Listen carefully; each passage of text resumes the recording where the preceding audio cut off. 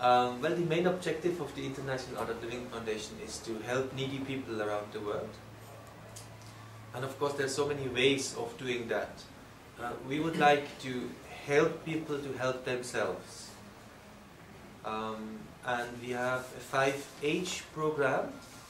The 5H stand for promoting health where needed, building homes, improving the hygiene, fostering the human values, and helping to establish a harmony in the diversity of today's society. And maybe I can give you a short example, if that's okay. One of our first projects was in India.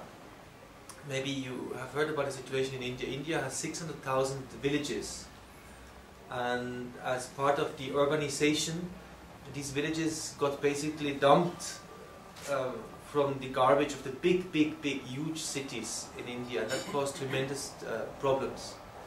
So what to do? Many approaches are there. We focused on training the youth in the villages, and many of these youths were on the edge into alcohol, violence, drugs. So we trained the youth in 25,000 villages, so that they take responsibility to promote this 5H program in their community. And that's a fantastic program where young people which are on the corner to drugs, which are unemployed, which are actually causing troubles and crime, take responsibility and implement a social program. And many of those we have employed.